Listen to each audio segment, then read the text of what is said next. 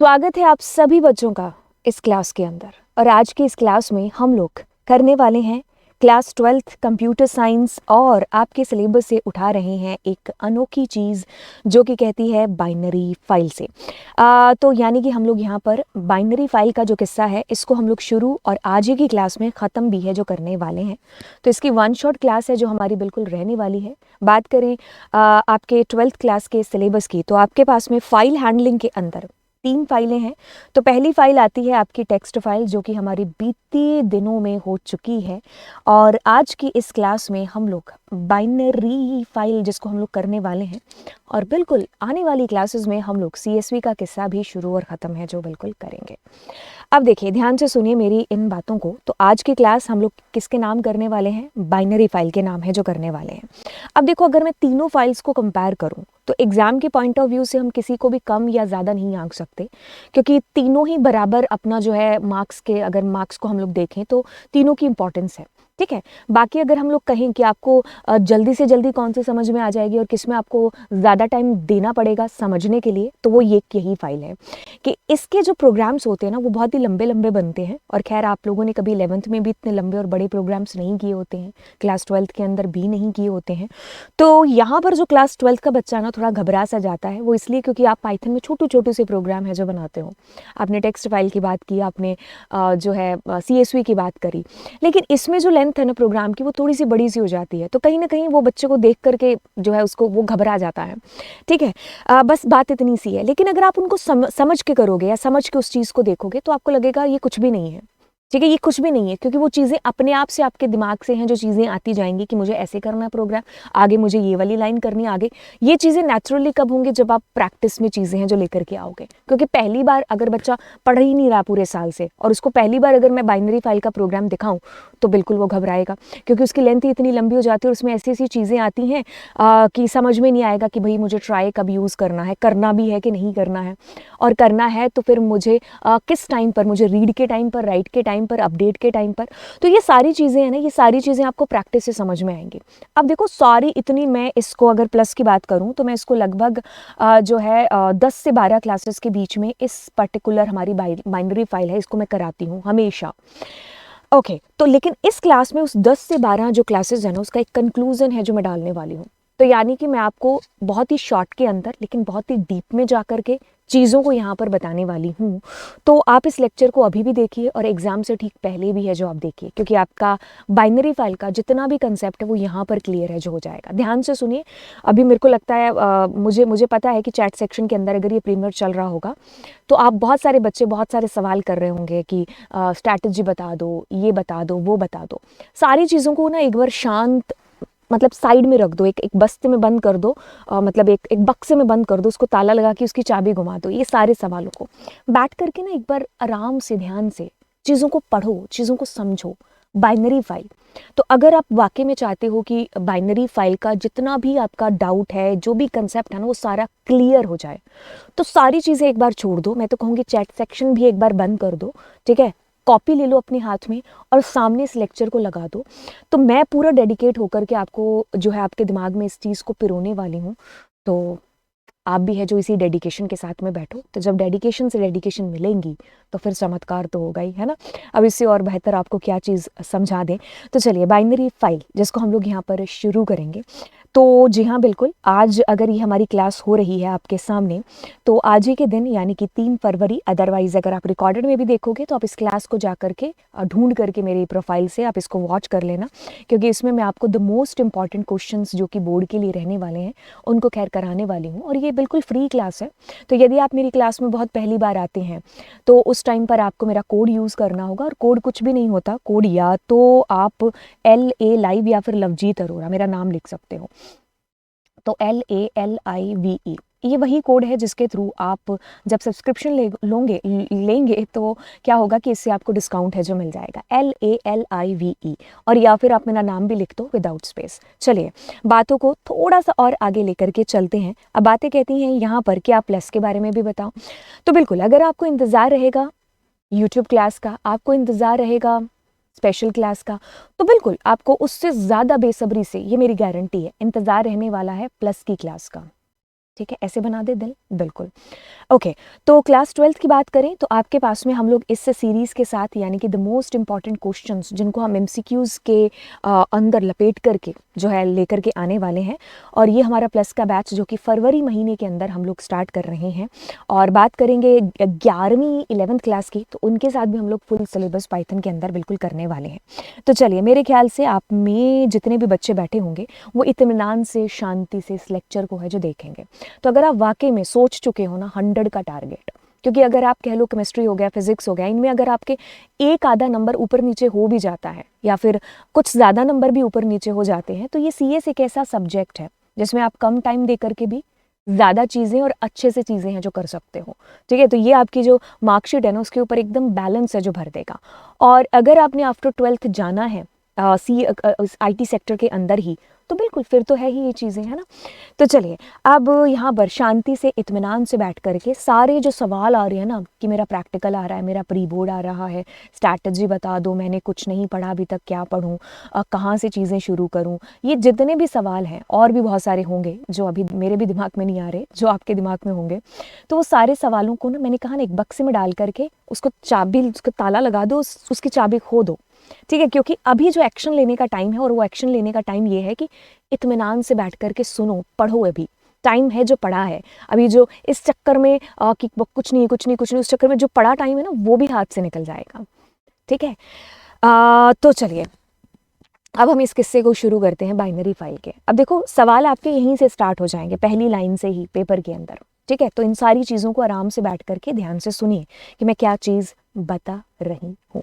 तो कहते हैं कि बाइनरी फाइल, तो जब भी मेरे सामने एक शब्द आता है ना, फिर से आपने अगर मेरी बीती हुई क्लासेस देखी होंगी तो उसमें आपको पता होगा कि मैं हमेशा जब भी किसी टॉपिक की शुरुआत करती हूँ तो उसके नाम से करती हूँ, है ना। क्योंकि मुझे ऐसा लगता है कि जब हम किसी टॉपिक को नाम से पकड़ते हैं ना, तो जैसे वो पेपर में आएगा तो उसकी कहानी और लिंक बनते जाएंगे और मुझे चीज़ें समझ में आती जाएंगी कि मुझे लिखना क्या है। अब बाइनरी, जैसे मेरे सामने ये दो शब्द आते हैं ना, तो सबसे पहले मेरे दिमाग में मतलब ये बाइनरी जैसे ही मेरे दिमाग में ये शब्द आता है, एक सेकेंड रुकिए। जैसे बाइनरी मेरे सामने शब्द आता है ना, तो मेरे दिमाग में जो है दो कह लीजिए जो है घूमने लग जाते हैं नंबर्स। कौन से? एक तो 0 हो गया और एक 1 हो गया, है ना। अब देखो इसको भी कैसे, जैसे आप तो चलो 12th क्लास में हो, लेकिन जब मैं मतलब छोटे बच्चों को कभी पढ़ाते हैं कि भाई कंप्यूटर में बाइनरी यूज़ होती है, कंप्यूटर हमारा मशीन पर काम करता है, तो बाइनरी मतलब 0 और 1 है। तो उनको समझाने के लिए ना ऐसा बोलते हैं कि जैसे ए आता है, उसके बाद बी आता है, तो बी दूसरे नंबर पर आता है। कितने नंबर पर आता है? दूसरे नंबर पर। तो वैसे ही इसके अंदर दो ही डिजिट हैं, कौन सी? 0 और 1, है ना। हाँ, कईयों को मे भी हो सकता है ये भी अच्छा लगे ट्रिक, तो याद रख लेना। कभी शायद मैंने भी इसी ट्रिक से इसको याद करा होगा, या फिर मे भी पढ़ाते पढ़ाते ये ट्रिक है जो बच्चों को पढ़ाते पढ़ाते मतलब मेरे भी दिमाग में आ गई। तो कहने का मतलब है कि जैसे ही बाइनरी शब्द मेरे सामने आता है तो मेरे सामने दो ही जो नंबर्स हैं ना वो घूमने लग जाते हैं।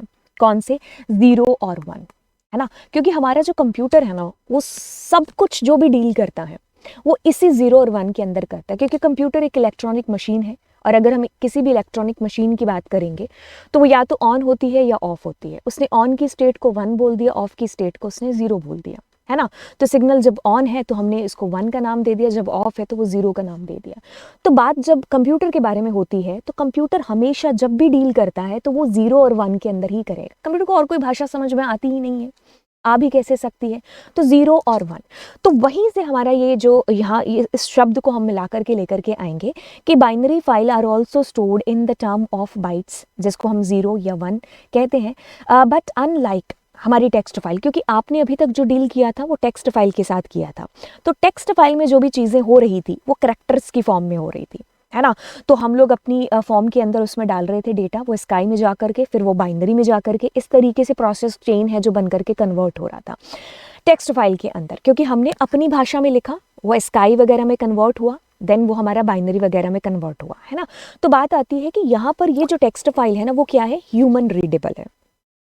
मतलब मैं अगर अपना नाम लिख रही हूँ तो मैं अगर लवजीत मैंने ऐसे नाम है जो लिखा, तो ये मेरे को समझ में आ रहा है, तुम्हें समझ में आ रहा है ना। तो फिर वो जाकर के आगे कन्वर्ट होगा कंप्यूटर की मेमोरी के अंदर, जब ये नाम जाकर के स्टोर होगा 0 1 के अंदर। तो बात आती है कि जब बाइनरी फाइल का किस्सा शुरू होता है या बाइनरी फाइल की जब बात होती है तो इसमें जो डील होती है वो 0-1 के अंदर ही होती है। तो इसमें बिल्कुल आपने यही पकड़ा कि इसमें कोई ट्रांसलेटर्स की ज़रूरत होती है, नहीं होती है, क्योंकि डील हो रही होती है उसी चीज़ के साथ हो रही होती है। बात आती है इसके अंदर, rather they represent the actual content such as image, audio, video, compressed version of other files, executable file etcetera. देखिए ये जितने भी फाइल्स मैंने बोली हैं, ऑडियो हो गया, वीडियो हो गया, है ना, ये फाइल्स हैं, ये सारी की सारी ह्यूमन रीडेबल नहीं है। आप क्या करो कि इनमें से किसी भी फाइल की गर्दन पकड़ो, उसको आप जब टेक्स्ट फाइल के अंदर ओपन करोगे ना तो आपको कुछ गार्बेज वैल्यूज़ हैं जो दिखेंगे, मतलब फूल, पत्ती, गोभी इस टाइप की वैल्यूज़। जैसे कि अगर मैं कोई फ़ोटो लेकर के आती हूँ, ओके, तो यहाँ मेरी काफ़ी सारी फ़ोटोज़ पड़ी हैं, ठीक है, तो मैं अपनी फ़ोटो के साथ एक्सपेरिमेंट कर लेती हूँ। तो मैं क्या करती हूँ, इसको मैं ओपन विद करती हूँ, all all all all all, कहाँ गए तुम, टेक वो क्या नाम है, हमारा नोटपैड भैया, ओके, सो हम, हाँ नोटपैड। तो मैं क्या करती हूँ, इसको जब नोटपैड में ओपन करती हूँ तो आप देखिए ये एक गार्बेज वैल्यू है जो आ रही है। तो मतलब ये मुझे कुछ समझ में ही नहीं आ रहा, है ना, हमें कुछ समझ में ही नहीं आ रहा है। अगर हम इसको कोशिश भी करें समझने की, नहीं समझ सकते हैं, ठीक है। तो कहने का मतलब है कि ये जितनी भी हमें दिखाई दे रही है, हमारी इमेज हो गया, वीडियो, ऑडियो हो गया, अगर आप इसको ओपन भी करोगे किसके अंदर, हमारे टेक्स्ट एडिटर के अंदर, तो वो हम नहीं समझ सकते, ये ह्यूमन रीडेबल नहीं है, कहने का मतलब है। ठीक है, we need specific software to read और write the content of a binary file, ठीक है। अब बात आती है कुछ आगे, तो आगे बातों को अगर लेकर के ले जाया जाए तो कहता है कि binary files, we can open some binary files in the normal text editor but we can't read the content, जैसे कि अभी मैंने आपको बताया। That's because all the binary files will be encountered in the binary format which can be understood only by a machine, या फिर computer की बात हो रही है। In binary file there is no delimiter, जैसे कि हम टेक्स्ट फाइल की बात करते थे तो उसमें डेलीमीटर एंड लाइन कैरेक्टर होता था, यहाँ पर नहीं होता है, ठीक है। अब कहता है कि since they are directly in the form of binary, hence there is no need to translate them, जो कि मैं अभी कहानी आपको बता भी चुकी हूँ। ये चीज़ें मैं दोबारा पढ़ करके बता रही हूँ ताकि वो चीज़ें दिमाग में बैठ जाएं। और किताबी भाषा इसलिए भी पढ़ रहे हैं ताकि आपको एग्जाम में भी पता चले कि आपको अपनी भाषा और किताबी भाषा मिला करके आपको किस तरीके से आपके आंसर को रिप्रेजेंट करना है। That's why the binary file, that's why files are easy, मतलब बाइनरी फाइल्स की बात हो रही है, इसमें काम करना ईजी होता है और ऑफ कोर्स फास्टली काम है जो करते हैं, क्योंकि ट्रांसलेशन का वक्त है, टाइम है जो बच जाता है। अच्छा, ये सारी चीज़ें मैंने आपको अभी यहाँ पर बता ही दी, ये सारी प्रोसेस है ना, ये दोनों के बीच में अंतर जो कि आप कर ही लोगे। अब आते हैं मेन किस्से पर, मेन कहानी को शुरू करते हैं। अब देखिए जो बेसिक चीज़ें हैं जैसे how to open a file, क्या है मोड अलग अलग, ये सारी चीज़ें तो आपको टेक्स्ट फाइल से देखनी पड़ेंगी, क्योंकि मैंने वहाँ पर इसको इत्मीनान शांति से बता दिया है, बट एक ओवरव्यू यहाँ पर लेते हुए चलेंगे। मैं मान सकती हूँ कि आप यहाँ पर इस क्लास में आए हैं, आपको पता नहीं है बाइनरी फाइल के बारे में, लेकिन आपको पता है फाइल्स के बारे में कि व्हाट इज़ फाइल। अगर मैं आपके सामने बोलूं तो आपको पता होना चाहिए, क्योंकि आप टेक्स्ट फाइल ऑलरेडी जानते हैं, ठीक है। ओके, तो मैं इतना मानते हुए आगे चीज़ें प्रोसीड कर रही हूँ। अगर आप किसी भी फाइल की बात करोगे ना तो उस फाइल को हम क्या करेंगे, ओपन करेंगे, है ना। ऑफ कोर्स मेरे हाथ में अगर मैं कोई भी फाइल लेकर के आती हूँ, जैसे हम अपनी किताब लेकर के आते हैं, सो मेरे पास में एक फ़ाइल है, तो मैं क्या करती हूँ, इस फाइल को लेकर के आई, अब मैं इसको क्या करूँगी, ओपन करूँगी। तो ओपन करने के बाद में मेरे पास दो रास्ते हैं, मतलब दो रीज़न है ओपन करने के। एक रीज़न है कि मैं कुछ लिखूँगी और दूसरा रीज़न है कि मैं कुछ पढ़ूँगी, ठीक है। और तीसरा रीज़न बना सकती हूँ कि लिखना पढ़ना दोनों। अब मैंने क्या किया, जब मैंने लिखना पढ़ना जो भी करना था कर लिया, मैंने अपनी फाइल को क्लोज किया है यहाँ पर। तो बातों में से बातें आपको ये समझ में आती हैं कि आप कोई भी फाइल की बात कर लो, चाहे बाइनरी हो, चाहे टेक्स्ट हो, चाहे CSV हो, आपको फाइल को ओपन करना है, उसके ऊपर अपने काम को करना है, देन आपको उस फाइल को क्लोज करना है। तो बातों को अगर हम और ही गहराई से समझें तो गहराई कहती है कि फाइल को ओपन करिए, आप उसको राइट करिए, रीड करिए, जो भी आपका मन कर रहा है, जिस भी पर्पस के लिए आप अपनी फाइल को ओपन कर रहे हैं, और फाइनली जा करके आप उसको क्लोज कर दीजिए। अब आप जब बात करते हो ना, मैंने यहाँ पर 2-3 शब्दों का नाम लिया है, पर्पस का नाम लिया है, मकसद, कुछ भी ऐसा समझ लो, है ना। तो उसको हम अगर इसकी भाषा में समझें, जिसकी भाषा में हमें समझना है, यानी कि फाइल्स की भाषा में, तो यहाँ पर हम लोग मोड बोलते हैं कि क्यों हम अपनी फाइल को ओपन कर रहे हैं। तो आपको मोड यहाँ पर बताना होगा हमारे ओपन फंक्शन के अंदर। तो मैं आपको जल्दी जल्दी से इस सारी चीज़ों को बता देती हूँ, क्योंकि हम बीती हुई क्लासेस में इन सारी चीज़ों को कर चुके हैं। तो इसके लिए मैं एक बार Alt F4 करके यहाँ नीचे आऊँगी, और ये आप चीज़ें पढ़ लेना, क्योंकि ये हमारी जो टेक्स्ट फाइल हुई थी ना, उसके अंदर मैंने आपको अच्छे से बता दिया था। मैं यहाँ पर आपको रिवाइज करा रही हूँ सारी चीज़ें। बात आती है सबसे पहले एक मोड की, जो कि आर है। आर के साथ में आप आर बी लगा दोगे तो वो बाइनरी बन जाएगा। आर के साथ प्लस लगा दोगे तो रीड और राइट हो जाएगा। आर बी प्लस लगा दोगे तो वो रीड बाइनरी फाइल है यानी कि, और उसमें आप राइट भी जो कर सकते हो। अब अगर इनकी बात करेंगे तो इसमें फाइल पॉइंटर कहाँ होगा? बिगनिंग में होगा। इसमें क्या होगा कि अगर आपकी फाइल मौजूद नहीं है तो ये क्या कर देगा आपको, मौजूद नहीं है तो ये आपको फाइल नॉट फाउंड एरर दे देगा। ठीक है, और कोई कहानी इसके अंदर सुनने समझने वाली है नहीं, तो सिर्फ आप डेटा को इसमें रीड करते हो। प्लस लगने का मतलब होता है कि आप राइट भी है जो कर सकते हो। ठीक है, और बी लगने का मतलब होता है कि आप बाइनरी फाइल के साथ डील कर रहे हो। अब कहानी को थोड़ा सा और बढ़ाते हैं और डब्ल्यू की बात करते हैं, डब्ल्यू बी की बात करते हैं, डब्ल्यू प्लस की बात करते हैं, डब्ल्यू बी प्लस की बात करते हैं। इसका मतलब है टेक्स्ट फाइल, इसका मतलब है बाइनरी फाइल। इसका मतलब है कि टेक्स्ट फाइल में डेटा को रीड एंड राइट दोनों करना है, राइट रीड कह सकते हो, और ये बाइनरी फाइल में राइट रीड दोनों चीज़ें करना चाहते हैं। अब बात को अगर आगे बढ़ाया जाए तो इसमें क्या होगा कि आपका डेटा राइट होगा, लेकिन जो पुराना डेटा होगा ना वो क्या हो जाएगा? डिलीट हो जाएगा। तो मतलब नए डेटा के साथ में ओवरराइट हो जाएगा। फाइल पॉइंटर कहाँ होगा? ऑफ कोर्स जब आपकी फाइल का सारा डेटा डिलीट हो चुका है तो वो तो बिगनिंग में ही होगा। इसमें बात कहती है कि अगर आपकी फाइल मौजूद नहीं है तो ये आपको एरर नहीं देगा, ये आपकी नई फाइल क्रिएट कर देगा। बट अगर ऑलरेडी एग्जिस्ट करती हुई फाइल है तो उसका सारा डेटा वाइप आउट हो जाएगा। अब किस्से को थोड़ा सा और आगे बढ़ाते हैं, फिर यहाँ पर ए मोड की बात करते हैं तो ए प्लस की बात करते हैं, यानी कि हम हमारी जो टेक्स्ट फाइल है उसमें डेटा को अपेंड करना चाहते हैं। अपेंड और साथ में हम रीड भी करना चाहते हैं। ए बी का मतलब binary file, A B plus का मतलब बाइनरी फाइल में रीडिंग हम मतलब डेटा अपेंड और एज वेल एज हम डेटा को जो है बाइनरी फाइल में रीड और राइट दोनों करना चाहते हैं। राइट मतलब अपेंड बोले तो। फाइल पॉइंटर कहाँ होगा? सबसे लास्ट में होगा। इसमें आपका ऑलरेडी एग्जिस्ट करता हुआ डेटा कभी भी डिलीट नहीं होगा क्योंकि फाइल पॉइंटर लास्ट में होगा। तो आपने अगर कुछ लिखा है तो आप उसके आगे कुछ लिखना चाहते हो, तब हम इस मोड का यूज़ है जो बेसिकली करते हैं। अगर इसमें फाइल मौजूद नहीं है तो ये भी आपको एरर नहीं देगा, आपकी नई फाइल क्रिएट है जो कर देगा। फाइल पॉइंटर कहाँ बताया मैंने? बिगनिंग में बताया। ठीक है, तो ये कहानियां इसके बारे में है। अब आता है हमारा एक्स मोड। एक्स मोड की जब बात होती है तो एक्स मोड का मतलब है कि ये सेम टू सेम हमारे राइट मोड की तरह है, बस इसमें एक ही दिक्कत है। दिक्कत क्या है कि ये हमेशा न्यू फाइल के साथ में काम है जो करेगा। अगर फाइल नहीं है तो ये राइट कर देगा, अगर फाइल ऑलरेडी एग्जिस्ट करती है तो ये फाइल फाउंड एरर दे देगा।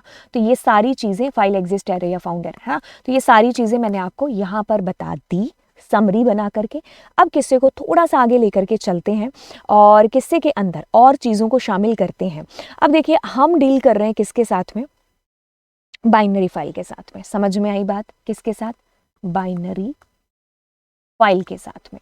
ठीक है, ध्यान से सुनिए, कई बच्चों का जो ध्यान होगा वो चैट सेक्शन के अंदर होगा और सिर्फ बातों को पूछने में और इन सारी चीज़ों में लगे हो। तो देखिए सारी चीज़ों को बंद करो और सिर्फ ध्यान से बैठ करके सुनो, क्योंकि ये टाइम बहुत कीमती टाइम है। अभी तो मैं आपको बता रही हूँ, लेकिन कुछ दिनों के बाद में या फिर हो सकता है कल आपका एग्जाम हो, तो तब आप इस लेक्चर को देख रहे हो, तो तब आपको इसकी कीमत समझ में आ रही हो, इस टाइम के, इस वक्त की, कि काश आप पहले पढ़ लेते, कि काश ये 1 महीना पहले मैम ने जब लेक्चर दिया था तो काश हम उस टाइम पर इन सारी चीज़ों को देख लेते और हम समझ जाते।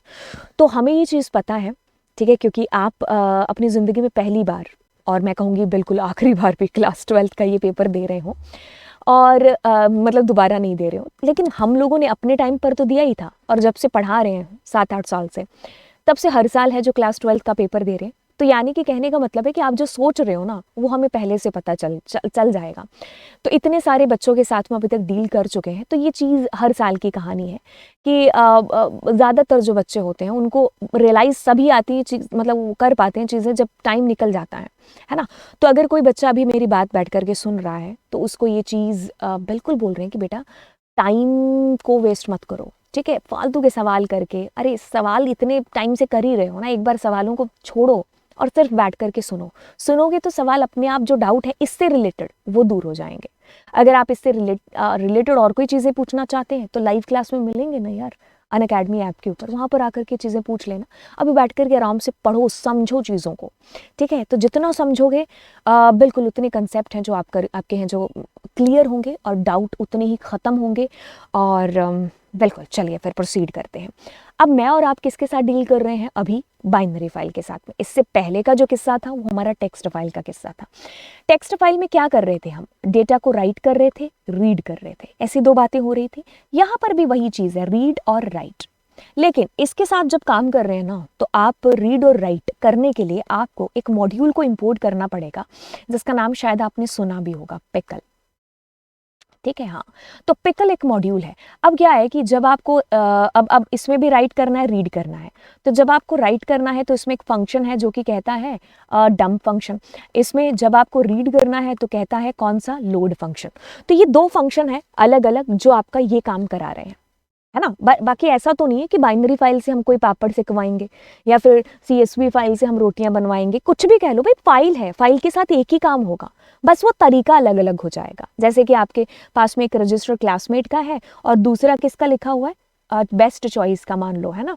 तो ये दो रजिस्टर है, काम तो एक ही हो रहा है ना आपके पास में। तो वो उनकी क्वालिटी या उनकी चीज़ें जो मटेरियल है जिससे बना होगा, कह लो कि मतलब कंपनी अलग अलग होगी। अगर हम एक ओवरव्यू से भी देखें तो कहने का मतलब है नाम अलग अलग हो गए, लेकिन आपको चीज़ें तो वही करनी है ना, रीड और राइट। उनकी आगे की प्रोसेस अलग है कि बाइनरी अपने हिसाब से डील करेगी, टेक्स्ट अपने हिसाब से, और CSV ज़रूरत के हिसाब से, है ना, जैसे आपकी ज़रूरत है। बट बाकी हमें चीज़ें तो रीड और राइट ही करनी है ना। रीड और राइट जब आप करोगे तो आपको ध्यान रखना है कि बाइनरी फाइल में जब इस किस्से के साथ में आगे बढ़ोगे तो आपको पिकल मॉड्यूल का यूज़ करना पड़ेगा। अब इसमें मैंने दो शब्द लिखे हैं, एक पिकलिंग है और दूसरा अनपिकलिंग है। बात यहाँ पर जब पिकलिंग और अनपिकलिंग की आती है तो अभी आपको बताते हैं कि ये टर्म का क्या मतलब है, क्योंकि काफ़ी इंपॉर्टेंट है। तभी तो एक स्पेशल स्लाइड और, है ना, ये गुब्बारे से लगा करके बनाया ताकि बंदे को याद, यानी कि आपको याद रहे पेपर में। ठीक है, बहुत सारी चीज़ें ना, मैं एक्चुअली पर्सनली डेटा विजुअलाइजेशन में बहुत ज़्यादा बिलीव करती हूँ। इसलिए मेरे कमरे में ना, अगर आप यहाँ देखोगे जहाँ मैं खुद पढ़ती भी हूँ, पढ़ाती भी हूँ, तो मेरे पास में किताबें, कॉपीज़ में चीज़ें जितनी लिखी होती हैं ना, उतनी मेरी दीवारों पर छपी होती हैं। क्योंकि मुझे ऐसा लगता है कि देखने से मेरे को बहुत सारी चीज़ें याद हो जाएंगी। क्योंकि अगर मैं एक एग्जांपल देती हूँ कि मैं अगर हम रोज़ मेट्रो स्टेशन भी जाते हैं तो वहाँ जो एडवर्टाइजमेंट लगी होती हैं, हमें पता भी नहीं होता है कि उस नेता का नाम क्या है या फिर उस प्रोडक्ट का, मूवी का नाम क्या है। खाली सिर्फ उसको रोज़ देखने से सिर्फ देखने से हमें ये पता चल जाता है कि भाई मेट्रो स्टेशन में कौन से कोने में, कौन से दीवार पर कौन सी एडवर्टाइजमेंट है जो लगी हुई है ना। तो सिर्फ देखने से रोज रोज तो डेटा विजुअलाइज बहुत ज़्यादा इंपॉर्टेंट है ना। तो ये चीज़ें मेरी खुद की प्रैक्टिकली आजमाई हुई हैं। अगर आप मेरे को कहोगे, आपने कभी मतलब उनको बैठ करके, मतलब देख करके देखा नहीं, मतलब अगर आप मेट्रो स्टेशन गए होंगे या कहीं भी अगर आपने देखा होगा तो आप कहीं खड़े होकर के 5 मिनट आपने बिताए नहीं होंगे कि भाई कौन सा नेता है जिसका बर्थडे आ रहा है, जो जिसके लिए हैप्पी होली या फिर हैप्पी बर्थडे या जो भी वो पंपलेट वगैरह छपे हुए हैं, या कौन सी मूवी आ रही है। सिर्फ आपने उनको चलते फिरते देखा है ना। जब आप मेट्रो में जा रहे थे तो आपने जस्ट उसको ध्यान से देखा कि 2 मिनट मेट्रो आ रहे, तो अपने पास से उसको देख लिया, आपने कोई स्पेशल टाइम नहीं निकाला है। तो दैट्स वाई डेटा विजुअलाइज बहुत ज़्यादा इंपॉर्टेंट है, क्योंकि आपको चीज़ें बहुत बार ऐसे ही दिमाग में रह जाती हैं, है ना। अगर मैं आपसे कहूँ कि आप अपनी कोई मान लो 10th क्लास की ही कोई बुक है, उसका पहला चैप्टर की दूसरी लाइन बता दो, आप नहीं बता पाओगे। लेकिन अगर मैंने आपको कह दिया कि उस चैप्टर के अंदर की फ़ोटोज़, तो आपको फ़ोटोज़ ज़्यादा याद होंगी, कहने का मतलब है, बजाय कि जो लिखी हुई चीज़ें हैं। जैसे अगर विजुअलाइज़ की बात करें तो अगर बात आ ही गई है तो उस पर भी बताते हैं कि जैसे हम मौसम विभाग की जानकारी है जो हमें टीवी पर पता चलती है ना। आजकल तो चलो खैर चीज़ें ही ख़त्म हो गई, हम गूगल पर ही चेक कर लेते हैं, लेकिन हम अपने टाइम की बात करें तो सारी फैमिली बैठ करके एक समाचार आते थे तो वो सुना करते थे।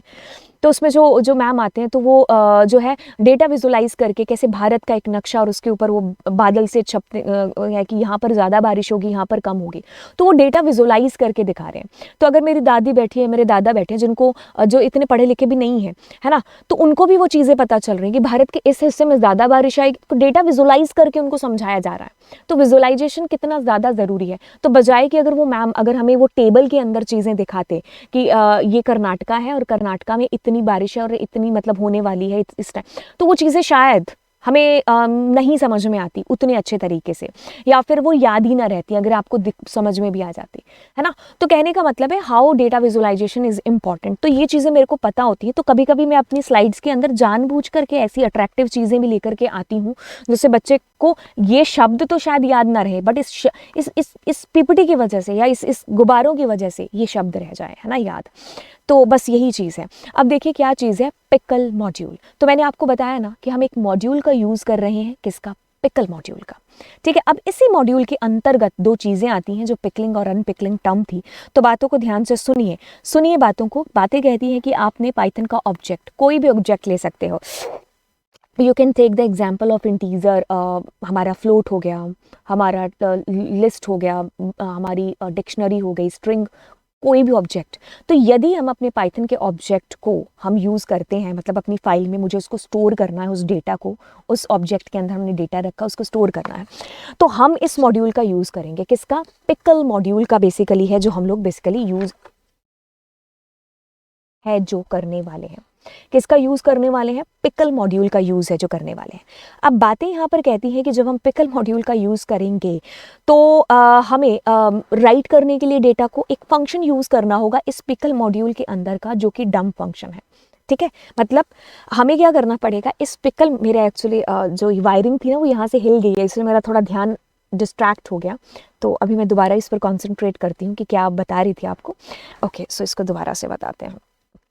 हाँ, मेरी वायरिंग कुछ ज़्यादा ही हिल गई। अब मुझे नहीं पता कि ये शूट हो भी रहा है कि नहीं हो रहा है, इसको बाद में देखते हैं, बट पहले एक बार इस चीज़ को समझते हैं। देखिए, पिकल मॉड्यूल आपके पास में पाइथन का ऑब्जेक्ट मैंने बता दिया। अब क्या हो रहा है कि पाइथन का जो ऑब्जेक्ट है ना, आप क्या कर रहे हो, उसको अपनी फाइल के अंदर आपको राइट करना है ना। अब ऐसा तो नहीं है कि अचानक से जादू से कोई चीज़ें होती हैं। It's not magic, it's a science, but it's a programming.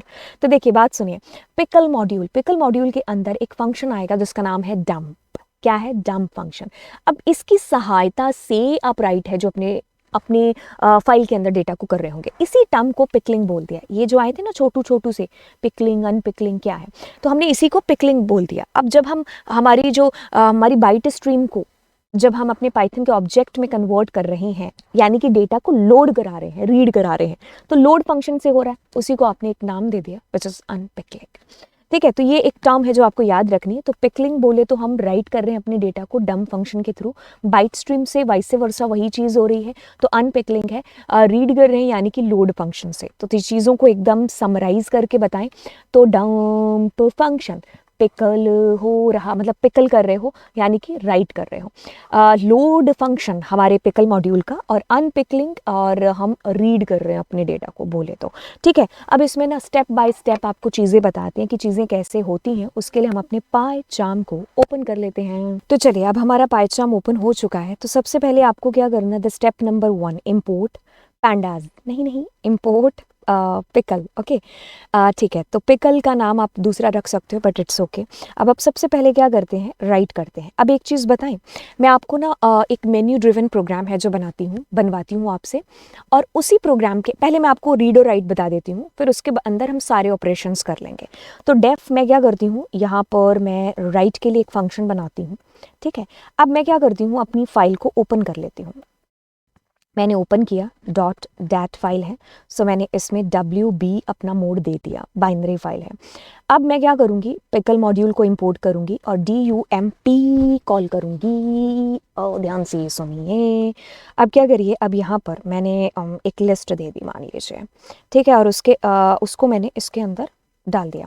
अब बस दैट्स इट। तो जब आप इस फंक्शन को कॉल करेंगे तो हमारा डेटा इसके अंदर राइट हो चुका होगा। ठीक है, अगर आप देखना चाहते हैं तो उसके लिए हम एक और फंक्शन बना लेते हैं, डेफ, और हमारी इसी को कॉपी कर लें, रीड। ठीक है, और इस बार हमें अपनी फाइल का मोड RB करना पड़ेगा, डंप नहीं करना है, हमें लोड करना है डेटा, और कहाँ से, फाइल के अंदर से। अब हम प्रिंट करेंगे किसको, हमारी फाइल को। तो अब हम यहाँ पर जो है फंक्शन उसको कॉल करते हैं रीड को। तो यदि हमने इसको किया तो हमारे पास में देखिए आ गया, लेकिन हमें इस डेटा को रिसीव भी तो करना था, जो हमने किया नहीं। डेटा कॉल करते हैं, जी हाँ बिल्कुल। तो इस तरीके से हमारा डेटा हमारे पास वापस आ गया। अब क्या करते हैं, दूसरी बार इस लाइन को रन करेंगे तो आप इसकी जगह डिक्शनरी भी रख सकते हो, ट्यूपल भी रख सकते हो, इंटीजर भी ले सकते हो। तो ये चीज़ें खैर हम मान के चलते हैं कि हमें पता है। बट एक चीज़ आपने नोटिस की कि आपने यहाँ पर देखो 2 लाइनें डाली हैं, 1 2 3 और 1 2 3 1 4, है ना, जो भी है। लेकिन जब आपके पास में डेटा वापस आया तो सिर्फ एक ही आया, मतलब एक ही लाइन आई। तो कहने का मतलब है कि जब आपने बार बार डेटा को डंप किया तो आपको बार बार उससे डेटा को लोड भी है जो कराना होगा। तो मतलब क्या हमें ऐसा लिखना होगा बार बार, control C and control V. तो यदि मैं ऐसा 2 बार लोड फंक्शन को कॉल करके चीज़ें लिखती हूँ, तो जैसे मैंने डेटा को डाला बार बार, तो वैसे ही मुझे उसको लोड भी करना पड़ेगा। ठीक है, तो कहने का तात्पर्य मतलब इतना कि आपने 2 बार डंप फंक्शन यूज़ किया है, तो मुझे इधर भी 2 ही बार, मतलब बार बार डेटा को आप राइट कर रहे हो, तो बार बार निकालने के लिए आपको लोड करना पड़ेगा। तो आपको पता है ना कि जब चीज़ें बार बार होती हैं तो हम पाइथन के अंदर यूज़ करते हैं क्या, लूप। जी हाँ, बिल्कुल। तो अब आप मान लीजिए आपको 100 रिकॉर्ड है कोई अपनी फाइल के अंदर डालने हैं, तो 100 बार डंप और 100 बार रीड थोड़ी ना लिखेंगे। तो उसके लिए हम क्या करेंगे, अपनी फाइल को ओपन करते हैं और यहाँ पर एक सेकेंड, और यहाँ पर हम यूज़ कर लेते हैं किसको, हमारे पहले लूप को यूज़ करते हैं। एक सेकेंड, वाइल यूज़ कर लेते हैं, ये आपकी इच्छा है, कोई मर्जी लूप है जो यूज़ करो। तो अपने एक मीनिंगफुल डेटा की तरफ चलते हैं। तो मैं इनपुट कराती हूँ, मैं कहती हूँ एंटर नेम, पहले नाम एंटर हो गया, फिर मैं कहती हूँ रो, यहीं पर नाम एंटर करने लगे, मतलब कभी कभी तो ना इंटीजर और इनपुट, और मैं कहूँगी एंटर मार्क्स। ठीक है, और मैं यहाँ पर करती हूँ क्लास।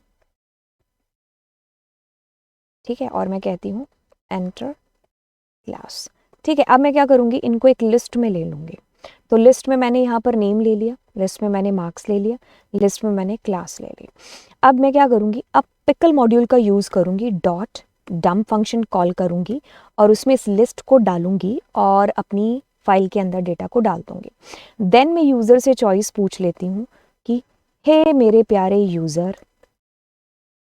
एंटर करो क्या, y और y। ठीक है, टू एंटर मोर डेटा। ठीक है, तो हम अपने यूज़र को एक प्यारा सा मैसेज करते हैं, और अगर यूज़र की चॉइस कहती है कि मैं नहीं करना चाहता डेटा, बड़े वाई और छोटे, मतलब नहीं करना चाहता, तो बड़ा वाई छोटा वाई करके आप ब्रेक मार के लूप से बाहर आओगे। ठीक है, ओके। तो अब यदि मैं इसको करती हूँ, तो मैंने क्या किया, सबसे पहले डेटा को एंटर किया, मैंने कहा ठीक है, और उसके मार्क्स डाले और उसकी क्लास फर्स्ट डाल दी। तो यस, दूसरा भी करना है, मैंने जॉन डाल दिया, उसके मार्क्स डाल दिए और उसका रोल नंबर डाल दिया। फिर तीसरा किया मैंने रोहित, उसके मार्क्स और उसकी क्लास। अब नहीं किया, तो अब आपके पास में देखिए 2 बार आपने लोड फंक्शन यूज़ किया था, तो जोन और आमिर दोनों का डेटा आ गया, बट रोहित का नहीं आया है, क्योंकि आपको यहाँ पर भी लूप का यूज़ है जो करना पड़ेगा। अब सवाल पता है क्या उठता है, सवाल यहाँ पर ये उठता है कि लूप का यूज़ करूँ तो करूँ, बट कितनी बार करूँ ना, क्योंकि आपको एट द एंड ये बताना होगा कि कहने का मतलब यहाँ पर इतना सा कि जब आपने अपनी फाइल में डेटा डाला, ठीक है, तो आपको नहीं पता कि मान लो आपने कितना डेटा डाला, या फिर आप डील कर रहे हो सिर्फ रीड के साथ ही, तो यहाँ पर मतलब मेरे को लूप के अंदर एक एंड पॉइंट भी तो बताना होता है ना, कि मेरे को यहाँ तक अपना लूप चलाना है, क्योंकि आपको पता ही नहीं आपकी फाइल के अंदर कितना डेटा है, और फाइल में हमारे पास में बाइनरी फाइल में कोई एंड लाइन कैरेक्टर भी नहीं होता है, तो ऐसे में हमें दिक्कत आ जाती है। अब हम क्या चीज़ करेंगे, तो कहने का मतलब है बार बार हम लोड फंक्शन की यूज़ करने की बजाय हम एक इन्फिनिटी लूप चला लेते हैं। ठीक है, अब इसमें डेटा को लोड करते हैं और फिर इसको प्रिंट करते हैं। एक सेकेंड, प्रिंट करते हैं किसको, डेटा को।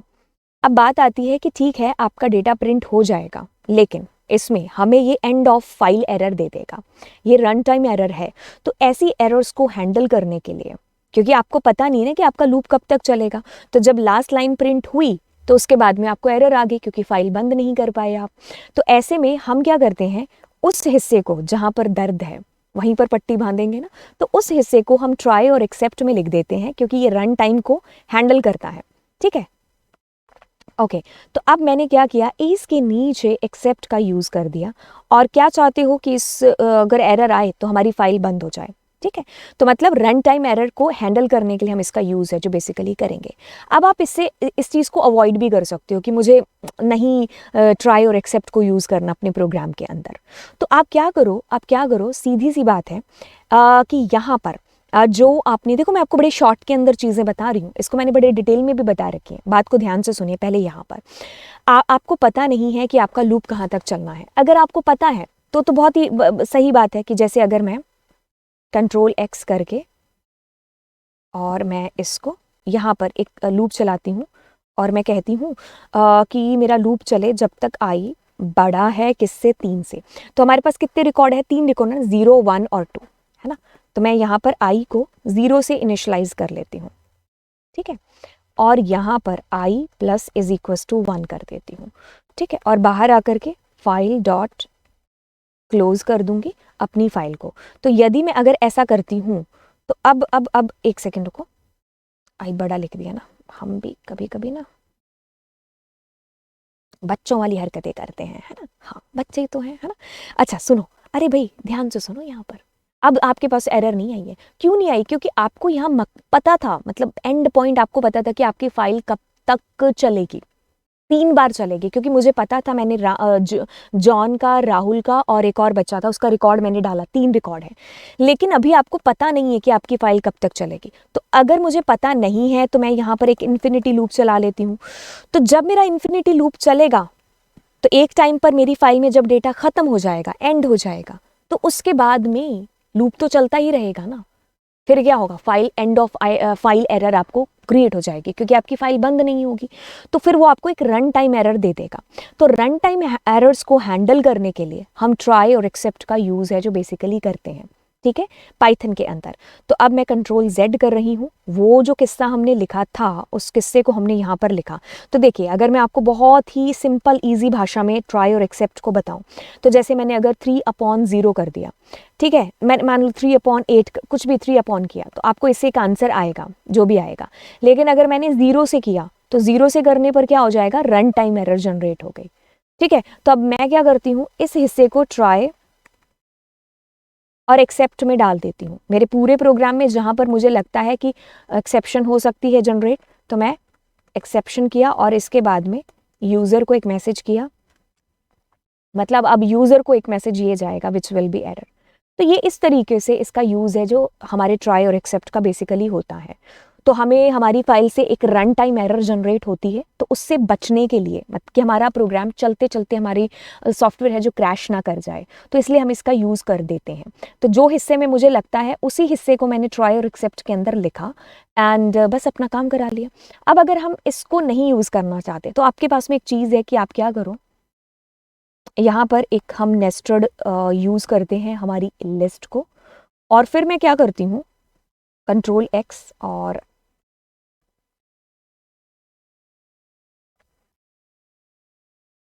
अपेंड और उसमें लिस्ट को डाल दिया। मैंने स्पेलिंग ऊपर सही नहीं लिखी क्या? इसकी स्पेलिंग हम हमेशा ऐसे ही लिखते हैं। फिंगर्स जो है आगे पीछे हो जाती है ना टाइपिंग के टाइम पर। ओके, तो हमने अब यहाँ पर आकर के डंप कर दिया, लेकिन मैंने नेस्टेड किया है। तो अभी देखो मैंने क्या किया क्या है, अगर आप ध्यान से देखोगे तो मैंने क्या किया, मैंने एक लिस्ट ले ली। अब उसमें पहले मैंने सारा डेटा डालती गई। अब जब लूप से बाहर आई ना, तो एक ही साथ मैंने अपना डेटा डंप कर दिया अपनी फाइल में। तो जब आपने एक ही साथ डंप किया तो एक ही साथ निकालोगे, तो उस वक्त आपको ये ट्राई वगैरह लगाने की ज़रूरत नहीं पड़ेगी। तो जैसे मैं आपको दोनों तरीके से बता देती हूँ कि मैंने अब यहाँ पर मैं नई नाम लिखती हूँ। मैंने लिखा ओम 1, मैंने लिखा उसकी 8 क्लास है, यस। मैंने लिखा राधा, उसकी 9 क्लास है, 9th है, मतलब उसके 89 है, यस। टाइगर, उसके मार्क्स इतने हैं और उसकी क्लास 10th है, यस। ओनम, ठीक है, और नो। तो अब देखिए आपके पास में लिस्ट ऑफ लिस्ट किस तरीके से जनरेट होकर के आ गया। ऐसे में अगर आप यहाँ पर, अगर मैं राइट को हटा दूँ, दोबारा डेटा ना एंटर करना पड़े, तो मैं अगर इस अकेले को निकाल दूँ और यहाँ ट्राई और एक्सेप्ट को हटा दूँ, और अगर मैं अब भी इसको रन करूँगी तो भी मेरा काम हो जाएगा, क्योंकि मैंने डेटा को एक ही साथ डाला और एक ही बार लोड करके उसको निकाल लिया। तो ऐसे में आपको ज़रूरत नहीं पड़ती है बेसिकली, ठीक है। तो ये हमारे रीड और राइट के हो गए किससे। समझ में आई चीज़? अगर मैं आपको इस चीज़ को अच्छे से नहीं, कुछ ज़्यादा अच्छे से चीज़ों को समझा दूँ, तो आप चीज़ों को समझिए कि क्या हुआ। सबसे पहले आपने और मैंने कहा कि हम लोग एक इंपोर्ट कर लेते हैं मॉड्यूल को, जो कि इंपोर्ट मॉड्यूल है। अब इंपोर्ट किया आपने, आपको पता है कि अगर आपको डेटा को राइट करना है तो आप WB मोड में अपनी फाइल का मोड करने वाले हो, जो भी डेटा लिखा और इसको आपने डंप कर दिया, मतलब उस फाइल के अंदर। तो अब आपको क्या चीज़ समझ में आती है, यहाँ स्ट्रक्चर के अंदर कुछ भी हो सकता है, कुछ भी डेटा हो सकता है, ठीक है। आपने लोड कर दिया, अब आपको फाइल को क्लोज है जो बेसिकली करना होगा। अगर आपने बार बार डंप यूज़ किया है तो इसकी जगह आप एक लूप का यूज़ कर लो, ठीक है। तो जब आप बार बार अपने डेटा को डंप करते हैं तो आपको उसको बार बार निकालने के लिए भी लोड को बार बार लिखना पड़ेगा, ठीक है। तो आपने लोड जब डेटा किया तो उसने आपको सिर्फ पहली लाइन दी है, तो इस वजह से आपको 1 बाय 1 डेटा को एक्सेस करना होगा। तो इतनी बार लूप लगाने की बजाय आप क्या कर लो, आप लूप का मतलब इतनी बार आप लोड लिखने की बजाय आप लूप का यूज़ कर लो। अब लूप का यूज़ करने में दिक्कत आ रही है कि फाइल में डेटा कब ख़त्म हो जाए हमें पता ही नहीं है, तो ऐसे में हमें रन टाइम एरर जनरेट होगा। तो हम उस हिस्से को जहाँ पर हमें लगता है कि एरर आ सकती है उसको हम ट्राई और एक्सेप्ट में लिख देते हैं। ये खैर यहाँ वाइल मैं लिखना भूल गई होंगी, तो हमने क्या किया, यहाँ वाइल लिख दिया और ये सारा किस्सा है जो कर दिया, ठीक है। अब हम रीड और राइट तो खैर कर ही चुके हैं, अब सर्च और अपडेट इन सारी चीज़ों को भी कर लेते हैं। तो सबसे पहले अपने क्या करते हैं, सर्च, इसी के अंदर एक जो है फंक्शन बनाते हैं, ठीक है। सर्च के लिए हमने रीड भी कर लिया अपना डेटा, अब हमें सर्च करना है, तो इसी को मैं कॉपी करती हूँ और यहाँ पर प्रिंट करती हूँ, पेस्ट करती हूँ। अब मुझे सर्च करना है डेटा, तो डेटा आ गया, ठीक है। अब आपको सर्च करना है डेटा, तो मैं फॉर लूप चलाती हूँ और मैं कहती हूँ फॉर आई इन डेटा। तो मैं कहती हूँ इफ आई का जो 0 नंबर है अगर वो क्या है, पूनम है, ठीक है। पूनम ही तो डाला था ना हमने देखना पूनम डाला था कि नहीं डाला था, एक second, last was Poonam. So if it is Poonam, so क्या होना चाहिए, प्रिंट यस डेटा फाउंड, ठीक है। अब बाहर क्या, एक बार हम इसी के साथ डील करते हैं, तो मैं इसको चलाती हूँ किसको, सर्च को। तो मैं इसको एक बार रन करती हूँ, ओके। तो yes data found, let's suppose कि ये हम यूज़र से पूछ लेते हैं, ठीक है। तो मैं कहती हूँ एफ करके एक यहाँ पर इनपुट, तो मैं कहती हूँ enter the name that you want to find. तो मैं यहाँ पर जो है एफ को लगा देती हूँ, ठीक है। तो अब अगर मैं इसको रन करके कहती हूँ, तो मैं कहती हूँ यहाँ पर RADHA राधा, तो इसने कहा फाउंड, ठीक है। अब अगर मैंने यहाँ पर डाल दिया सिमरन, तो कुछ भी नहीं आया। तो ऐसे किस्म में क्या करना चाहिए या क्या होना चाहिए, अपने ना बाहर एक फाउंड इज इक्वल टू ले लेते हैं, और यदि आपको आपका डेटा नहीं मिला है तो अब अपने क्या करते हैं, if found is equal to 0 लिखा है तो यहाँ 1 कर दो। तो जब आप बाहर आओ तो आप कह दो कि if found is equal to 0, तो अब आप कह दो क्या,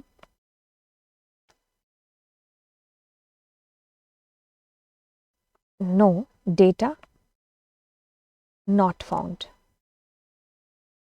ठीक है, ओके। तो अब अगर मैं यहाँ पर इसको रन करती हूँ तो मैंने कुछ भी लिखा ओपी, तो डेटा नॉट फाउंड, ठीक है। तो ये वाली बात आ गई।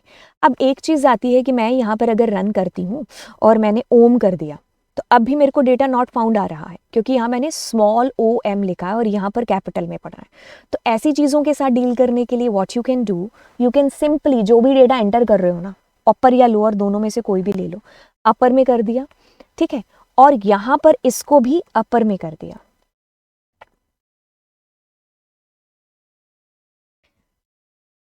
ठीक है। तो जो भी आपके पास में रिकॉर्ड आएगा वो अपर में कन्वर्ट होकर के आएगा।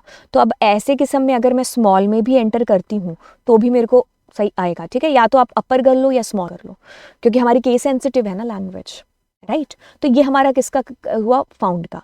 अब हम अगले वाले किस्से पर चलते हैं। अगला किस्सा है कि अपडेट करना पड़ गया रिकॉर्ड को, तो मैं क्या करने वाली हूँ चीज़ें। तो अगर मुझे अपडेट करना पड़ गया डेटा, अपडेट बोले तो मुझे किसी के नाम वाम में कोई चेंज करना है यहाँ, ठीक है, ऐसी चीज़ करनी है। तो अपने इसी सर्च को एक बार कॉपी कर लेते हैं, ठीक है, और उसके बाद में पेस्ट करते हैं, और उसके बाद में इसका नाम चेंज करते हैं, ठीक है। तो मैंने अपडेट रख दिया। ठीक है। अब अपडेट करने के बाद में ऑफ कोर्स जब आप अपनी फाइल को ओपन करोगे तो इसका मोड आपको RB+, क्योंकि आपको रीड और राइट दोनों चीज़ें करनी है। तो अब आपने क्या किया, जैसे ही अपनी फाइल का डेटा रीड किया तो आपकी फाइल का पॉइंटर कहाँ पहुँच गया, लास्ट में पहुँच गया। तो उसके लिए आपको क्या करना पड़ेगा, फाइल का जो पॉइंटर है उसको ऑफ कोर्स शुरू में लेकर के आना पड़ेगा, लेकिन वो तब की बात है जब आप डेटा को राइट कर रहे होंगे अपनी फाइल में। खैर अभी हम लोग इसी के साथ एक बार प्रोसीड करते हैं। तो आपके पास सारा डेटा आ गया, तो अब आपको ना यहाँ पर ये लिखना है, enter the name that you want to update. ठीक है, ओके। तो अब अगर वो बंदा वो वाला नाम एंटर करता है जिसको वो अपडेट करना चाहता है, तो अब अपने क्या करेंगे, IK0 में, ठीक है, अब उससे वो सारी चीजें ये वाला कॉपी कर लेते हैं, ऊपर वाला।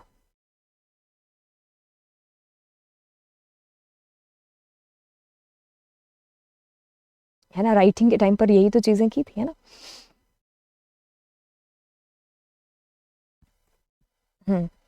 ठीक है, तो अपनों ने क्या किया, नेम बेम सारी चीजें एंटर करा ली। ठीक है, तो बजाय इस नेम के आप I का 0 डायरेक्ट ही उसमें करा लेते हैं।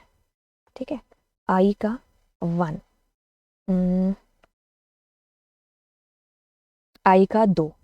ठीक है, तो ये डायरेक्ट ही हमारी चीज़ें उसमें हो गई, हमारे, है ना। ठीक है, ओके, तो बस हो गया। अब क्या करोगे आप, अगर डेटा नहीं मिला तो ठीक है, डेटा आपको मिला ही नहीं, लेकिन अगर मैं एल्स में जाती हूँ तो मैं यहाँ पर सबसे पहले ना फाइल डॉट सीक फंक्शन से उसको 0th नंबर लोकेशन पर लाती हूँ और फिर पिकल कर दूंगी, pickle dot DUMP dump. Dump क्या कराना है, मुझे दोबारा से जो मेरी डेटा नाम से एक लिस्ट है उसको किसमें, फाइल के अंदर। ठीक है, तो अब अगर मैं इसको करती हूँ तो जैसे कि अगर मैं ओपन कर लेती हूँ, रीड कर लेती हूँ सबसे पहले, एक सेकेंड, रीड कर लिया, फिर क्या किया, अपडेट कर लिया, उसके बाद में फिर से रीड कर लिया। अपडेट करने के बाद में एक बार चला करके देखते हैं, कोई दिक्कत होगी तो पता चल जाएगा। तो किसको मुझे अपडेट करना है, मान लो ओम को करना है, enter the name that you want to update. तो ओम की जगह पर मैं नाम डालना चाहती हूँ हनी का, ठीक है, और मार्क्स डालना चाहती हूँ 12 और उसकी क्लास डालना चाहती हूँ 12। ठीक है, तो देखिए आपके पास में आपका रिकॉर्ड अपडेट हो गया। तो जैसे अगर मैं आपको इस चीज़ को समझाऊं तो कुछ भी नहीं किया, आपने क्या किया, RB+ में, क्योंकि आपको डेटा रीड करना है ना, पहले पढ़ना है कि भाई किसका डेटा अपडेट करना है, तो आपने सारा का सारा लोड करा लिया। ठीक है, उसके बाद में आपने उस नाम को इनपुट कराया जिसको आपने क्या करना था, अपडेट करना था। अब आप चेक कर रहे हो, बस सर्च वाले में ही आपने क्या कर दिया, बस डेटा को डाल दिया। ठीक है, IK0 में वो डेटा आपका डल जाए और जब आप लूप से बाहर आए तो आपको पहले सीक 0 करना पड़ेगा। ये अवश्य चीज़ करनी पड़ेगी। ऐसी चीज़ इसलिए करनी पड़ेगी आपको सीक 0, क्योंकि जब आपने ऊपर देखो फाइल में से डेटा को रीड किया होगा तो फाइल पॉइंटर लास्ट में होगा ना, है ना। तो जब आप दोबारा डंप करोगे तो आपको फिर उसको जो है 0 पर लेकर के आना पड़ेगा, क्योंकि ये लास्ट में चला गया। तो ये चीज़ आपको ध्यान रखनी पड़ेगी इसके अंदर। ठीक है, अब हम अगले वाला ऑपरेशन कर लेते हैं। अगला हमारे पास में कौन सा है, अपडेट के बाद में अपेंड वाला है। चलो खैर पहले डिलीट कर लेते हैं, डिलीट इज ज़्यादा ईजी। ठीक है, डिलीट करने के लिए हम क्या करेंगे, अगर हम सोचें तो डिलीट बोले तो इसी को कॉपी करते हैं। ठीक है, और यहाँ पर पेस्ट करते हैं। तो अब मुझे डिलीट करना है तो उसके लिए भी RB+ मोड है, क्योंकि यूं ही तो किसी को डिलीट नहीं करेंगे, है ना। तब आप कहोगे enter the name that you want to delete. एक ही प्रोग्राम में सारी चीजें हो रही हैं। ठीक है, तो मतलब चीजें इतनी टफ नहीं है। तब आपने कहा कि अच्छा मुझे उसको डिलीट करना है, तो अगर आपने कहा कि वो मैच कर गया इसके साथ, तो आप कहते हो कि कंटिन्यू हो जाओ। क्या करती हूँ, इसके लिए एक नेस्टेड भी डिक्लेयर कर लेती हूँ। नेस्टेड करें या फिर उसी में, चलो देख लेते हैं। ठीक है, तो मैंने नेस्टेड एक बाहर ले लिया। ठीक है, और मैं क्या, अच्छा कंटिन्यू के बाद तो ये चला ही नहीं सकते, हमें ये भी तो ढूंढना है ना कि वो डेटा नहीं मिला तो क्या सारी चीज़ों का ध्यान रखना होगा, प्रोग्रामर है ना, प्रोग्रामिंग कर रहे हैं तो। ओके, तो अगर वो डेटा मिल गया तो कंटिन्यू यहीं से हो जाओ, अन्यथा क्या कर दो, ये जो नेस्टेड आपने डिक्लेयर किया है, नेस्टेड किया तो है डिक्लेयर क्या, अच्छा छोटा n लिखा हुआ है। ठीक है, तो नेस्टेड जो लिया है उसके अंदर आपका डेटा अपेंड हो जाए, कौन सा, आई वाला, ठीक है। ओके, तो अगर ये चीज़ है तो फिर आप क्या करो, बाहर आओ और बाहर आकर के इसी नेस्टेड को इसमें डाल दो। एक बार चला करके देखें। कुछ नहीं, हम क्या कर रहे हैं, ध्यान से सुनिए, अगर आप ध्यान से सुन रहे होंगे बैठ करके तो ये सारी चीज़ें समझ में आ रही होंगी। यहाँ अपडेट नहीं हो रहा था, यहाँ डिलीट हो रहा था, फंक्शन का नाम भी चेंज नहीं किया। RB प्लस के अंदर आपने अपनी फाइल को जो है ओपन कर दिया। वाई? बिकॉज हम अपनी फाइल से डेटा को रीड एंड राइट दोनों चीज़ें करना चाहते हैं। तो सारा डेटा लोड करा लिया, सुपर डुपर कूल। अभी एक गलती भी याद आ गई जो मैंने अभी अभी की है, छवा रन नहीं किया। आपने क्या किया, डेटा को जो है नेस्टेड, कैसे नाम लिखा है लवजीत तुमने, हाँ, नेस्टेड, ठीक है। तो आपने एक खाली लिस्ट है जो ले ली।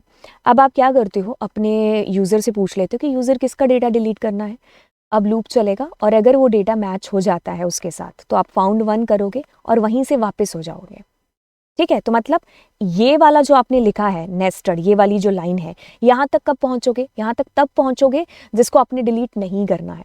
तो आप यानी कि यहाँ पर आए क्योंकि आपको इस डेटा को फाइल में रखना है, दैट्स वाई आप उस लिस्ट में डेटा को अपेंड करे जा रहे हो। फिर जब आप लूप से बाहर आओगे तो अगर आपका फाउंड 0 हुआ तो आप कह दोगे कि नहीं नहीं नहीं है, वो डेटा नहीं मिला। और जब आप यहाँ पर आओगे तो मतलब कहने का कि अब आपको वो डेटा इसमें डालना है, ठीक है। तो हमने सीक 0 कर दिया, यही गलती मैं जो सोच रही थी कि मैंने शायद सीक 0 नहीं किया है, बट हमने किया है, ठीक है। तो ये चीज़ हो गई आपके साथ में, हो गई। तो फिर अब इसको रन करते हैं। तो अब मैंने क्या किया है, इसमें जो है डिलीट वाला किस्सा किया है, तो यहाँ मैं डिलीट को कॉल करती हूँ, ठीक है। अब अगर कोई गलती होगी तो वो हमें यहाँ ही पता चल जाएगी। तो मैं चाहती हूँ कि मैं हनी का रिकॉर्ड क्या करूँ, डिलीट कर दूँ। तो मैं इसको करती हूँ तो हनी का रिकॉर्ड डिलीट हो गया। अब मैं चाहती हूँ कि मैं टाइगर का रिकॉर्ड डिलीट करूँ, तो you can see here tiger's data is deleted, right. तो बस आपने ये किस्सा यहाँ पर अपनाया है। तो मैं एक चीज़ बताऊँ आपको कि मैंने आपको ये क्या चीज़ यहाँ पर करा दी या क्या चीज़ समझा दी। देखिए, अगर आप कहोगे कि मेरे पास में एक्स के अंदर एक लिस्ट है, उसमें कुछ डेटा है, ठीक है, तो मैं क्या करती हूँ, अपना एक लूप चलाती हूँ, ठीक है। और अगर मैं कहती हूँ कि इफ़ जो मेरा आई है अगर वो बराबर है 6 के तो आप कंटिन्यू हो जाओ, ठीक है। नहीं तो क्या कर दो, एक वाई नाम की लिस्ट है, वाई के अंदर अपेंड कर दो किसको, एक्स को। तो बात ध्यान से सुनो, क्या आपके पास वाई के अंदर आएगा क्या, 3, 5 और 9। इसके अंदर वो रिकॉर्ड नहीं आएगा जो आपने यहाँ लिखा है। तो मैंने क्या किया, मैंने यही फंडे को अपनाया है कि मैंने अपनी फाइल में डेटा डंप ही वही किया जो मुझे करना था, ठीक है। तो यानी कि मैंने कंटिन्यू लगा करके उस डेटा को जिसको डिलीट करना था उसको छोड़ दिया वहीं पर, ठीक है। ये वाली कहानी हमने इसके अंदर की है, कोई बहुत बड़ा जादू का खेल नहीं खेला है, इट्स प्रोग्रामिंग, हाँ, ओके। अब हम लास्ट वाला ऑपरेशन करते हैं जिसको आपने क्या, उसको आपने अपेंड का नाम है जो दे दिया। तो अपेंड करने के लिए हम क्या करेंगे, डेटा को अपेंड, यानी कि मैं इसी को कॉपी कर देती हूँ, पूरा कॉपी किया। हाँ देखो, हर चीज़ अगर आपको एक चीज़ समझ में आ गई ना, रीड और राइट की कहानी, आप हर दूसरी चीज़ उससे कर सकते हो। तो डिलीट भी हो गया। अब हम यहाँ पर आते हैं और अपेंड को करते हैं, तो मक्खन और मलाई बन रही है ना चीज़ें। तो इतने टाइम से हम सोच रहे थे बाइनरी फाइल पता ही नहीं क्या है ना, लेकिन अभी देखो हर मतलब एक ही चीज़ से मैंने आपको सारी चीज़ें जो बता रही हूँ, तो इसमें भी मोड क्या होगा, RB+ होगा, क्योंकि रीड और राइट दोनों चीज़ें करनी है। ओके, तो अब हम क्या कर रहे हैं, इसमें नेस्टेड का किस्सा हम हटा ही देंगे क्योंकि हम सीधा ही इसमें फाइल को ले लेंगे। अब मैं क्या करती हूँ, RB+, तो मैं data is equals to pickle use करूँगी, डॉट लोड करा लूँगी एंड लोड कराऊँगी किसको, अपनी फाइल के अंदर से। अब फाइल में डेटा मेरा जा करके अपेंड है जो होता जाएगा, एक सेकेंड, ओके गलत कर दिया, यहाँ डेटा लिखना था। सो डेटा में मेरा डेटा अपेंड होता जाएगा, ठीक है। और मतलब मुझे नया डेटा अपेंड करना है, यहाँ पर नया डेटा आता रहेगा और लास्ट में जा कर के हम अपनी डेटा नाम की को लिस्ट को दोबारा से अपेंड कर देंगे। बस इतनी सी कहानी, that's it, append is done, right, ठीक है। अपेंड डन हो चुका है, लेकिन उससे पहले एक और चीज़ करनी थी, वो कौन सी, फाइल डॉट सीक, सीक भी तो करना था ना, नहीं तो हमारा डेटा कैसे इसमें आएगा। तो अब मैं अपेंड करूँगी, ठीक है, और मैं इसको रन करूँगी। ओके, तो नया डेटा ध्यान रखिए क्या डाल रहे हैं, अभी हम सचिन को डाल रहे हैं। ठीक है, सचिन कौन कितने मार्क्स हैं, 12, वो 12वीं क्लास में है। यस, तो मैं यहाँ डालती हूँ विराट को। ठीक है, विराट के 20 नंबर हैं और वो 11th क्लास में है। यहाँ पर डालते हैं गोपी को। ठीक है, और उससे के 11 मार्क्स हैं और वो भी 11 क्लास में और 9। तो अब देखिए आपके पास में, देखिए सचिन, विराट, गोपी, सारा डेटा आ गया। तो ये हमने क्या किया, सारे अपने प्रोग्राम्स को कर लिया। अब आप मेन्यू ड्रिवन प्रोग्राम बना रहे हो क्योंकि, तो अब आप यूज़र को ले आओ बीच में। ठीक है, अब यूज़र आपका क्या करेगा, चॉइस, तब आप कहते हो इनपुट, तो अब आप कहते हो एंटर करो भाई यूज़र भाई साहब, क्या एंटर। यहाँ पर आप न्यू लाइन, और अब आप कहते हो 1 फॉर राइट। ठीक है, देन आप कहते हो 2 फॉर रीड, फिर आप कहते हो क्या 3 फॉर सर्च, फिर आप new line, then 4 for delete, new line, then एक सेकेंड रुको, न्यू लाइन, देन हम कहेंगे 4 के बाद में 5 फॉर 5 किसके लिए करें, अपेंड के लिए, डिलीट हो गया, सर्च हो गया, अपेंड हो गया, और तो कुछ नहीं, अपडेट है। ठीक है, देखो 6 ऑपरेशन एक ही क्लास में होंगे। कौन सा था, अपडेट। ठीक है, तो ये 6 ऑपरेशंस आपके सेम क्लास के अंदर मैंने आपको बता दिए। If C H is equals to 1, तो हम राइट वाले फंक्शन को कॉल करेंगे। एलिफ, अगर हमारे पास C H is equals to 2, तो हम रीड वाले फंक्शन को कॉल करेंगे। एलिफ, अगर C H is equals to 3, तो क्या लिखा है, सर्च। ठीक है, तो हम सर्च वाले फंक्शन को कॉल करेंगे। एलिफ, अगर यूज़र की चॉइस 4 है, तो हम किसको कॉल कर रहे हैं, डिलीट को कॉल कर रहे हैं। ठीक है, और अगर एलिफ यूज़र की चॉइस क्या है, 5 है, तो हम अपेंड वाले को कॉल कर रहे हैं। C H is equals to up, sorry कितना 6 है ना, तो हम अपडेट को कॉल कर रहे हैं। और अगर यूज़र की चॉइस इनमें से कुछ भी नहीं होती है, तो हम कहेंगे प्रिंट एंड प्रिंट, और हम कहेंगे थैंक यू एंड ब्रेक लगा के लूप से बाहर आ जाएंगे। ठीक है, तो ये कहानी हमने की। अब इसको रन करके देख लेते हैं। तो अब मैं 1 दबाती हूँ, 1 में मैं डेटा को अली अली अली अली अली ई का हो गया।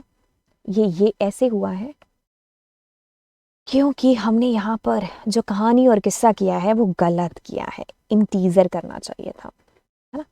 तो अब अपने क्या करते हैं, इसको करते हैं, अब 1 दबाएंगे तो डेटा, हम नया डेटा डालते हैं, एकदम नया डेटा। तो मैं डालती हूँ डॉन। ठीक है, मार्क्स क्लास, मैं डालती हूँ टाइगर।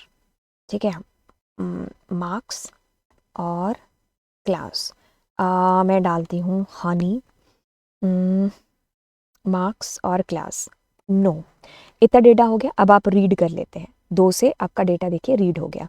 अब अगर आपको 4 डिलीट करना है, तो मैं कहती हूँ टाइगर का डेटा डिलीट कर दो, हो गया होगा डिलीट। लेकिन अगर आप देखना चाहते हो, तब आप देखें डिलीट हो चुका है। अब आप कहते हो कि मुझे अपडेट करना है, मैंने 6 दबाया, तो मुझे अपडेट क्या करना है, मुझे डॉन है ना जो, उसका नाम अपडेट करना है। उसका नया नाम रखना चाहती हूँ मैं कुमार। ठीक है, और उसके मार्क्स ये करना चाहती हूँ और उसकी क्लास ये करना चाहती हूँ। तब अगर मैं 2 करके रीड करूँगी, तो यहाँ हनी की जगह वो जो भी है कुमार आ चुका है, जिसकी भी जगह। तो अगर मैं अपेंड करना चाहती हूँ, तो मैं 5 दबाती हूँ, तो मैं कहती हूँ 5 यानी कि नया डेटा एंटर कर दो। तो यहाँ पर आए जॉन, उसके मार्क्स, उसकी क्लास। फिर एक और कर देते हैं और इसमें करते हैं रोहित और मार्क्स और क्लास। ठीक है, अब 9 करते हैं, तो आपके पास में 2 कर आले आले आले एंटर प्रेस कर दिया मैंने। खैर चलिए, खैर कोई बात नहीं, इसको दोबारा कर देते हैं, है ना। मतलब हाथों का और इसका कॉम्बिनेशन थोड़ा लेट हो गया। ठीक है, जॉन, रोहित और ये आपका डेटा आ गया। अब मैं आपको इस सारी चीज़ को इसके अंदर बता दूँ कि मैंने क्या किया है।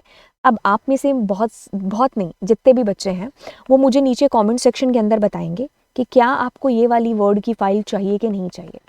मैं आपको नोट्स दूंगी, सारी चीज़ें दूंगी, लेकिन ये फ़ाइल आपकी डिमांड पर ही देंगे, क्योंकि मुझे ये जानना है कि आप में से कितने सारे बच्चे हैं जिन्होंने वाकई में एंड तक इस लेक्चर को है जो देखा है। अगर आप डिमांड करते हो तो आप मुझे बताएंगे और तब मैं आपको ये वाली स्लाइड पर्टिकुलर दूंगी। ये वाली स्लाइड आपको तभी मिलेगी, ठीक है। बाकी नोट्स आपको चैनल पर अपलोड है जो आपके लिए हो जाएंगे।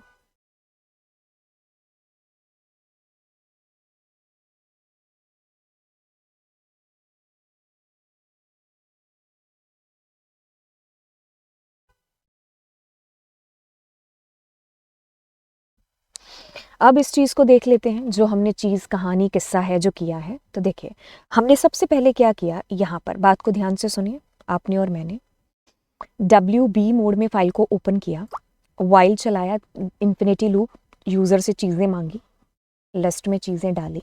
आपने क्या कर दिया, लिस्ट में उसको अपेंड कर दिया। और आपने क्या किया, यूज़र से जब आपने चीज़ें पूछी, जब तक यूज़र की चॉइस है करते गए, और फिर लास्ट में आपने डेटा को अपेंड कर दिया। That's it. आपने बस डेटा को रीड किया, लोड फंक्शन का यूज़ करते हुए। RB मोड में आप ओपन कर चुके थे। सर्चिंग के टाइम पर सारी कहानी वही हो रही है, लेकिन आप कह रहे हो कि जैसे ही इंडेक्स मैच कर जाए उससे जिसको आप ढूंढना चाहते हो, जो आपने यहाँ एंटर किया होगा, डेटा मिल जाए, फाउंड करके बाहर आ जाओ। अगर फाउंड की वैल्यू 0 हो तो बता दो यूज़र को कि डेटा नहीं मिला। अपडेट के केस में क्योंकि तो आपको रीड और राइट दोनों चीज़ें करनी है, तो हम R प्लस मोड है, लेकिन बाइनरी फाइल की वजह से B लगा देते हैं। लोड किया आपने डेटा सारा, और जैसे ही डेटा आपका मैच कर जाता है तो आप उस रिकॉर्ड को अपडेट कर देते हो। अपडेट करने के बाद में आप सीक 0 करोगे, क्योंकि जब आपने डेटा सारा लोड कर लिया तो फाइल पॉइंटर लास्ट में नहीं चला गया, तो फाइल पॉइंटर को कान खींच करके उसके 0 पर लेकर के आए और डेटा को डंप कर दिया। फिर आपने डिलीट किया, super duper cool, delete function के लिए RB प्लस, क्योंकि रीड और राइट करना है।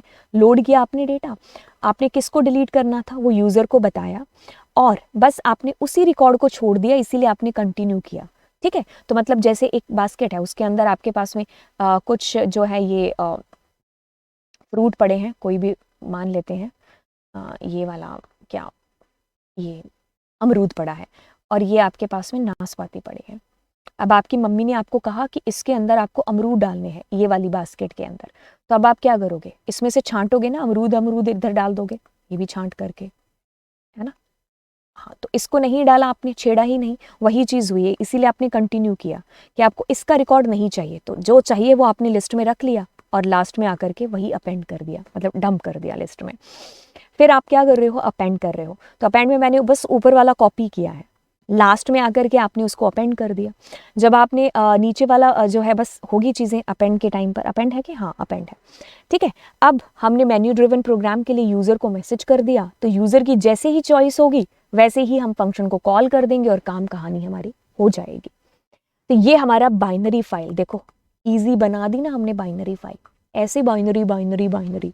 अब दुनिया का कोई भी प्रोग्राम आ जाए, अगर आपने इस क्लास को अच्छे से देखा होगा और एंड तक अभी बैठे होंगे, तो ये मेरी गारंटी है कि ये कहीं नहीं जाएंगी चीज़ें। आपको पेपर में हो सकता है नाम की जगह एम्प्लॉय नंबर आ जाए, एम्प्लॉय नेम आ जाए, लेकिन चीज़ें ऐसी ही होंगी, ठीक है।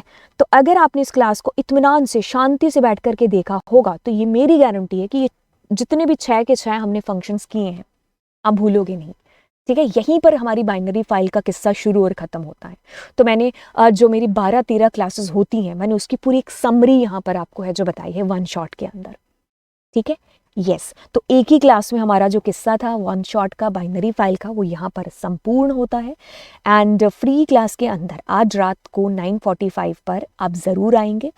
प्लस के ऊपर भी आप ज्वाइन कर सकते हो। तो देखिए, जब आप प्लस ज्वाइन करोगे तो आप हमारा कोड यूज़ कर सकते हो, क्योंकि इसके थ्रू आपको डिस्काउंट मिलेगा जो भी करंट का चल रहा होगा, ठीक है। तो नई नई कहानियाँ, नए नए किस्से, नई नई चीज़ें जो कि प्लस के ऊपर हो रही हैं, तो आप उनको भी जो है ज़रूर उनके अंदर भी है जो चीज़ें कर सकते हो या आ सकते हो, कहने का मतलब है। अब बाइनरी फाइल हमारी हो चुकी है ख़त्म। अब मिलते हैं आपसे पोल क्लास के अंदर, ठीक है। तो ज्वाइन करना ये वाली फ्री क्लास, और फिर मिलते हैं आपसे, ठीक है। Thank you so much, all the best and bye bye. And हाँ, अगर लेक्चर अच्छा लगे तो लाइक भी कर देना, चैनल सब्सक्राइब तो खैर कर ही दिया होगा, शेयर भी कर देना, ठीक है। सो चलिए, बाय बाय।